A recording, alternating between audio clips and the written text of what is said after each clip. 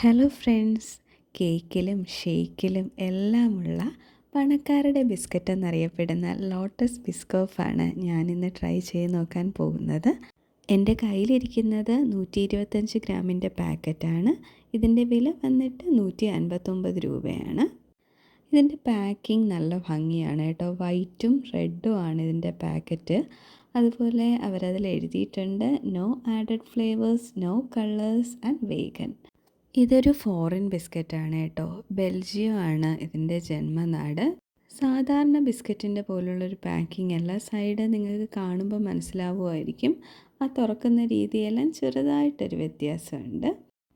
നമുക്ക് ആ ഒരു ഫോറിൻ ക്വാളിറ്റി ഈ പാക്കറ്റിലെല്ലാം ഉണ്ട് കേട്ടോ. സാധാരണ നമ്മളെ ഇന്ത്യൻ സ്വീറ്റ്സ് അല്ലെങ്കിൽ ഇന്ത്യൻ ബിസ്ക്കറ്റിൽ നിന്നെല്ലാം വ്യത്യാസമുള്ള ഒരു ടൈപ്പ് പാക്കിംഗ് തന്നെയാണ്.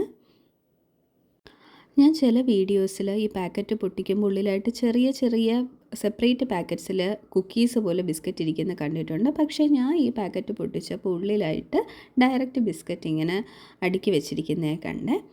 ബിസ്ക്കറ്റിനെ പറ്റി പറയുകയാണെങ്കിൽ നമ്മൾ കയ്യിലെടുക്കുമ്പോൾ അല്പം ഹാർഡാണ്. നമ്മുടെ സാധാ ടൈഗർ അതുപോലെ തന്നെ പാർലേജി എടുക്കുന്നതിനേക്കാളും കുറച്ച് ഹാർഡാണ്, കുറച്ച് ബ്രൗണിഷ് കളറാണ്.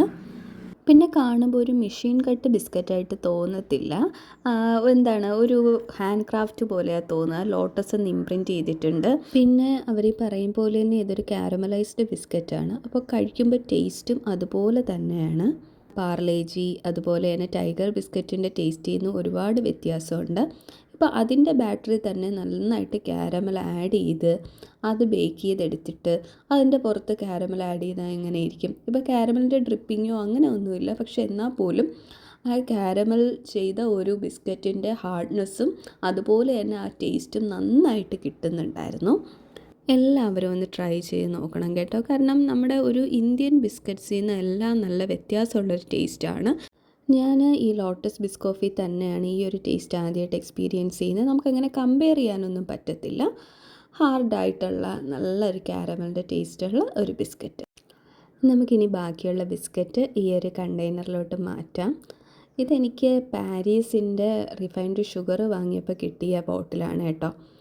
അപ്പോൾ ബാക്കിയുള്ള എല്ലാ ബിസ്ക്കറ്റും കൂടെ ഞാൻ ഇതിൻ്റെ അകത്തിട്ട് ഇടാമെന്നാണ് വിചാരിക്കുന്നത്.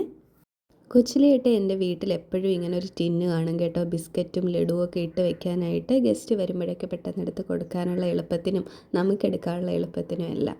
കാണാനും നല്ല ഭംഗിയുണ്ടല്ലേ. ഈ ടിന്നിലിട്ടപ്പോൾ നല്ല ട്രാൻസ്പാരൻ്റ് ആയിട്ടുള്ള എയർ ടൈറ്റ് ആയിട്ട് നമുക്ക് വെക്കാൻ പറ്റും.